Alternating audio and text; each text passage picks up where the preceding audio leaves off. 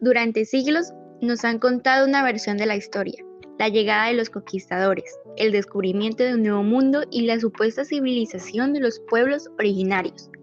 Pero, ¿qué hay detrás de este relato? ¿Qué significó realmente la conquista para los pueblos que habitaban estas tierras? Bienvenidos a un nuevo podcast.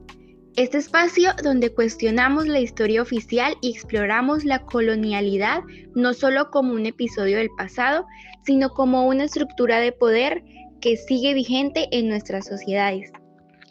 Soy Sara Valentina Matajira Mendoza y con mi grupo conformado por Jamie Joana Acevedo Calderón y Sabi Patricio Sánchez Rodríguez, en este episodio analizaremos el contexto de la conquista y la colonia, con voces expertas, relatos históricos y una mirada crítica a las huellas de la colonización en nuestro presente.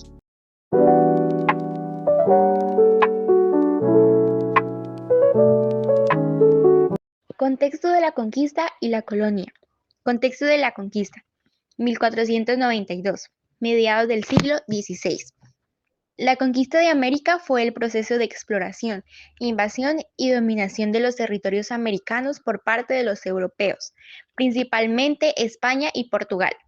Este periodo comenzó con la llegada de Cristóbal Colón en 1492 y culminó con la consolidación del dominio español sobre los grandes imperios indígenas en el siglo XVI. Factores que impulsaron la conquista: expansión europea y búsqueda de rutas comerciales. A finales del siglo XV, Europa vivía un proceso de expansión motivado por la necesidad de nuevas rutas comerciales hacia Asia. El Imperio Otomano había bloqueado las rutas terrestres, lo que llevó a España y Portugal a explorar rutas marítimas. Avances tecnológicos: la brújula, el astrolabio y la mejora en la construcción de barcos como la carabela facilitaron la navegación y los viajes transatlánticos. Interés de la corona española. Tras la unificación de España con el matrimonio de los reyes católicos Isabel y Fernando, el reino buscaba expandir su territorio y difundir el cristianismo. Apoyo religioso. La Iglesia Católica promovió la evangelización de los pueblos indígenas, considerando su conversión un deber cristiano. Principales expediciones y conquista de los imperios indígenas. Conquista de México, 1519 y 1521. Hernán Cortés lideró la expedición que, con alianzas indígenas y el uso de tecnología militar superior, logró derrotar al imperio azteca y capturar a su emperador Moctezuma II. En 1521, Tenochtitlán cayó y fundó la Ciudad de México. Conquista del Imperio Inca, 1532 a 1533. Francisco Pizarro capturó al emperador Atahualpa en Cajarca y, a pesar de recibir un rescate en oro y plata, lo ejecutó. Posteriormente, en 1533, tomó la capital inca, Cusco. Otras conquistas. Se realizaron campañas en territorios como Colombia, Chile, Argentina y Centroamérica, con la resistencia indígena prolongándose en algunas regiones. Consecuencias de la conquista. Colapso de las civilizaciones indígenas. Los imperios azteca, inca y otros pueblos fueron destruidos o sometidos. Enfermedades y disminución de la población. Epidemias de viruela, sarampión y gripes traídas por los europeos causaron la muerte de millones de indígenas. Fusión cultural. Se impusieron el idioma español, la religión católica y nuevas costumbres, pero también hubo un sincretismo cultural con elementos indígenas. Inicio del sistema colonial. España estableció un sistema administrativo y económico basado en la explotación de los recursos y la población indígena. Contexto de la colonia. Siglo XVI y siglo XVIII. El periodo colonial comenzó después de la conquista y se extendió hasta los procesos de independencia en el siglo XIX. Durante este tiempo, España impuso su dominio político, económico y social sobre América. Organización política y administrativa. España estableció un sistema burocrático para gobernar sus colonias. Virreinatos. grandes territorios administrativos por un virrey en nombre del rey de España. Los principales fueron Virreinato de Nueva España, 1535. Virreinato del Perú, 1542. Virreinato de Nueva Granada, 1717. Virreinato del Río de la Plata, 1776. Audiencias, tribunales de justicia que asesoraban al virrey. Cabildos, gobiernos locales encargados de la administración de ciudades. Economía colonial. La economía de la colonia se basó en la explotación de los recursos naturales y la mano de obra indígena. Encomienda, sistema en el que los españoles recibían tierras y el derecho a explotar el trabajo indígena a cambio de su evangelización. Mita, trabajo forzado indígena, especialmente en las minas de plata de Potosí y Zacatecas. Comercio controlado. España monopolizaba el comercio colonial a través de la Casa de la Contratación de Sevilla. Producción agrícola. Se cultivaban productos como caña de azúcar, cacao y tabaco en plantaciones con trabajo esclavo africano. Sociedad colonial. La sociedad estaba dividida en una jerarquía basada en la raza y el origen. Españoles peninsulares, nacidos en España, ocupaban los cargos más altos. Criollos. Hijos de españoles nacidos en América, ricos pero con menos poder político. Mestizos, mezcla de europeos e indígenas, formaban una clase intermedia. Indígenas, eran la mayor de la población y sufrían la explotación laboral. Afrodescendientes, llegaron como esclavos para trabajar en minas y plantaciones. Cultura y religión. Evangelización. Se construyeron iglesias y conventos y se impuso el catolicismo, aunque con elementos indígenas. Sincretismo religioso. Educación. Se fundaron universidades como la de Santo Domingo, 1538, San Marcos en Lima, 1551 y la de México, 1551. Arte y arquitectura. Se desarrolló el arte barroco en iglesias y palacios. Crisis del sistema colonial.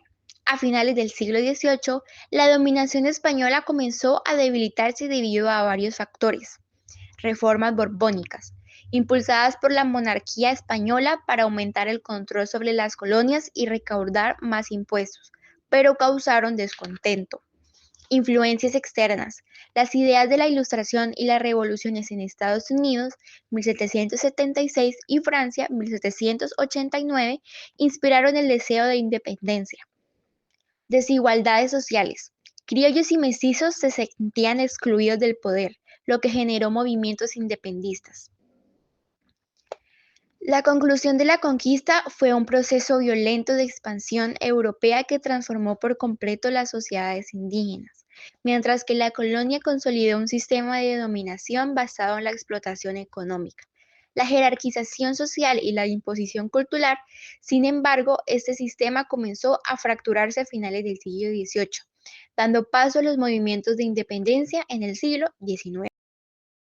Dada por terminada el contexto de la conquista y la colonia, les hablaré sobre las características de la conquista. La conquista fue un proceso de expansión y dominación europea en América, impulsado principalmente por España y Portugal en el siglo XVI. Sus principales características fueron violencia y resistencia. Hubo enfrentamientos entre conquistadores y pueblos indígenas. En algunos casos, las alianzas con grupos locales favorecieron a los españoles. Imposición cultural y religiosa. Se impuso el cristianismo, eliminando o fusionando creencias indígenas. Explotación de recursos. Se buscaban metales preciosos, como el oro y la plata, y se establecieron sistemas de trabajo forzado. Epidemias. Las enfermedades europeas devastaron a la población indígena. Fundación de ciudades. Se establecieron asentamientos que luego se convirtieron en centros administrativos coloniales. El día de hoy les voy a hablar sobre las características de la colonia. La colonia es un territorio dominado y administrado por una potencia extranjera, generalmente con el objetivo de explotar sus recursos y controlar su población a lo largo de la historia. El colonialismo ha sido una estrategia utilizada por imperios y naciones para expandir su influencia en diferentes regiones del mundo.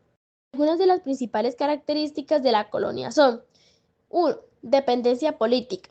Las colonias no tienen autonomía ya que están subordinadas a la metrópoli y todas las decisiones importantes como leyes, administración y gobierno son tomadas por la potencia extranjera.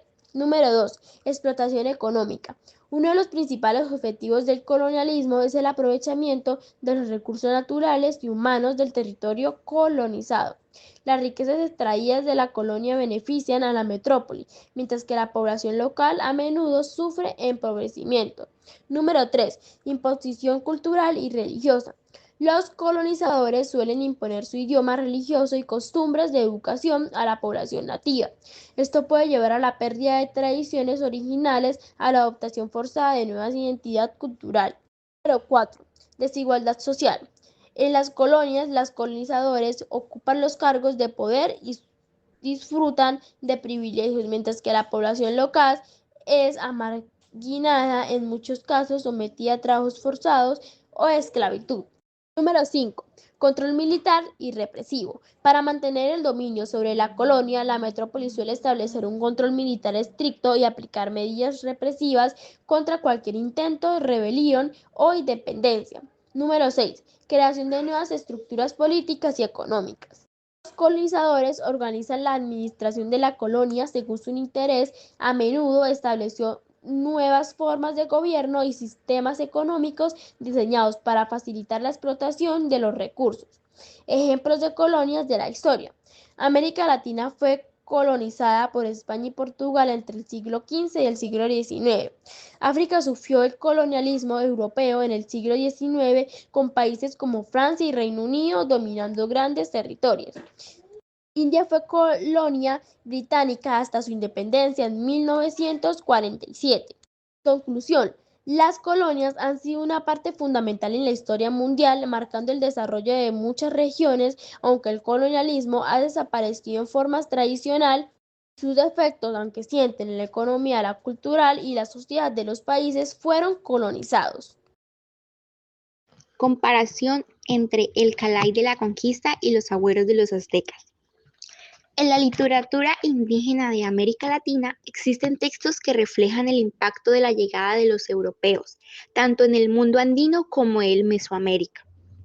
Entre ellos, el Calai y los agüeros de los aztecas presentan visiones distintas pero complementarias sobre la conquista.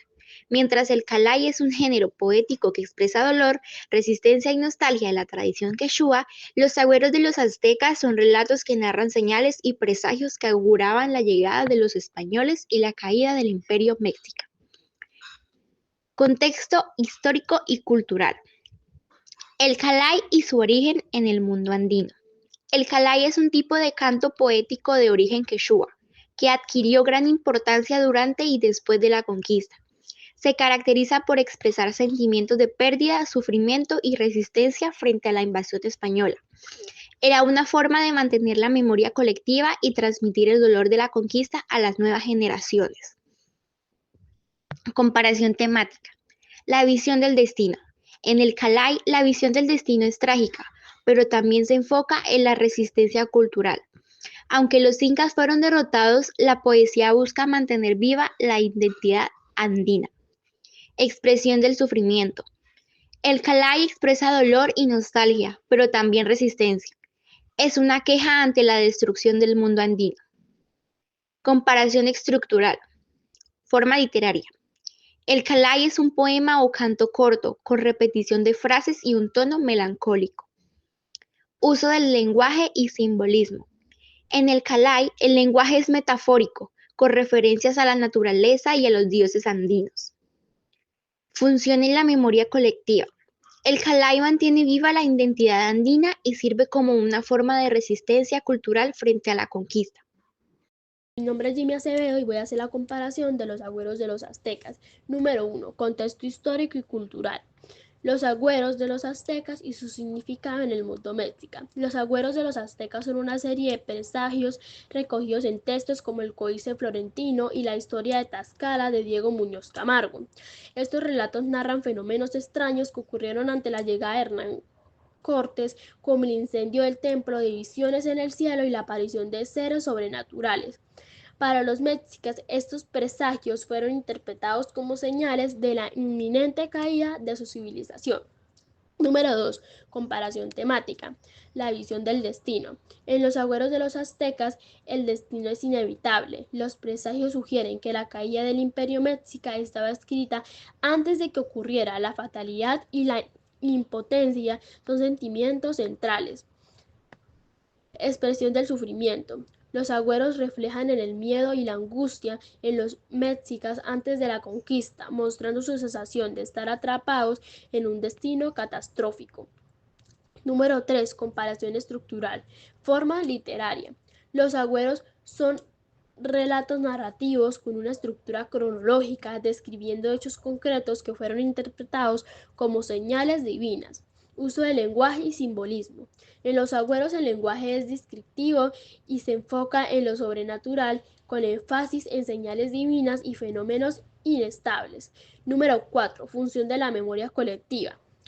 Los agüeros explican la derrota mexica desde una perspectiva religiosa, forzando una idea de que su destino estaba sellado por fuerzas divinas. En conclusión, tanto el Calai como los agüeros de los aztecas son expresiones literarias que reflejan el impacto de la conquista a los pueblos indígenas, mientras que el Calai es una forma de resistencia y lamento por la pérdida del mundo incaico. Los agüeros presentan la conquista como un evento predestinado e inevitable. Ambos textos nos permiten comprender cómo las culturas indígenas interpretaron el choque con los europeos y cómo intentaron preservar su memoria histórica. Mi nombre es ahí Patricio Sánchez Rodríguez, del grado 9 año, y vengo a hablar sobre los cronistas del descubrimiento de México, Perú, Argentina, Brasil y Filipinas, y sobre el aporte de Bartolomé Las Casas. Los cronistas fueron autores que documentaron el proceso del descubrimiento y la conquista entre América y ellos, ya que entre ellos se encuentran religiosos, civiles y militares. En México hay 4 cronistas muy reconocidos. Uno de ellos es Bernal Díaz del Castillo, ya que él relató sobre la conquista de México desde su perspectiva. El segundo fue Fray Bernardino, ya que él recopiló testimonio indígena sobre la cultura azteca y la conquista. El tercero fue Fernando de Alba, ya que él es un mestizo que escribió sobre la historia de los pueblos indígenas del centro de México. Y por último está Diego Urán, ya que él documentó la vida y creencias de los mexicanos. En Perú también hay 4 muy conocidos. Uno de ellos es el Inca Garcilaso de la Vega, ya que él tuvo una visión mestiza de la historia inca y la conquista. El segundo fue Pedro Cieza de León, ya que él tuvo una de las primeras historias detalladas del territorio andino. El tercero fue Guamán Poma de Ayala, ya que él tuvo una visión indígena y él criticó sobre la conquista y el gobierno colonial. Y por último está Diego Fernández de Palencia, ya que él relató la caída de los incas y la guerra entre los conquistadores. En Argentina hay 3 muy conocidos. Uno es Ruiz Díaz de Guzmán, ya que la Argentina mano escrita fue el primer intento de historiografía de la región. La segunda fue Martín del Barco Centenario, ya que la Argentina tuvo un poema épico que narra la conquista del Río de la Plata.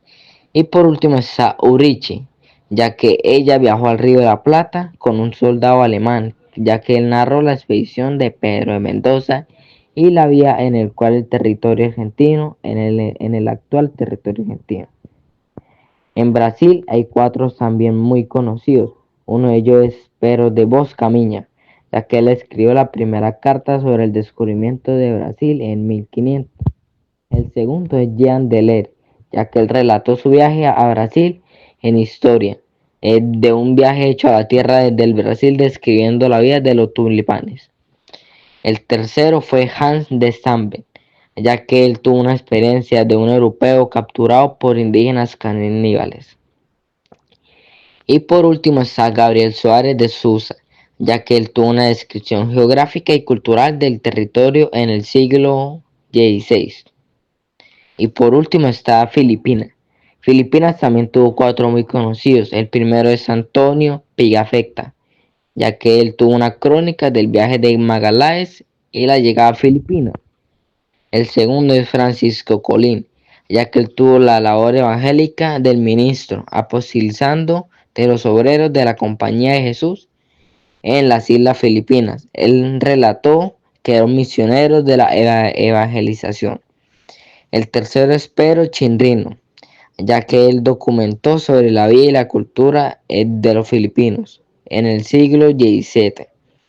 Y por último está Gaspar de Sangusín, ya que él relató la conquista española en el Archilaos, ya que con eso él relató de toda la conquista que hubo ahí. Aporte de Bartolomé de las Casas. Fray Bartolomé de las Casas fue un fraile dominico español que se destacó por defender los derechos de los indígenas durante la colonización de América. Él hizo mucho aporte en ese tiempo, ya que uno de ellos fue defender los derechos humanos, ya que luchó por un trato digno para los nativos americanos, sin importar su condición social, su raza, su sexo o creencia. Su segundo aporte fue denunciar la explotación indígena, ya que él muchas veces criticó el maltrato indígena y la explotación de su mano de obra. Su tercer aporte fue proponer soluciones, ya que él propuso de que los indios fueran colocados bajo la protección del rey, ya que ellos en ese tiempo eran muy maltratados. Su cuarto aporte fue la obra escrita, ya que él escribió Brevísima relación de la destrucción de las Indias en 1552 y Historia de las Indias en 1527 a 1566. Su quinto y último aporte fueron los fundamentos teológicos y filosóficos bajo sus argumentos en la Biblia y en la corriente aristotélica. Bartolomé fue un pensador y escritor muy polémico en esa época, pero también fue un historiador erudito. Su lucha por los derechos humanos contribuyó a dignificar la vida de los nativos y a reconocer que todos los hombres y mujeres tenemos derechos.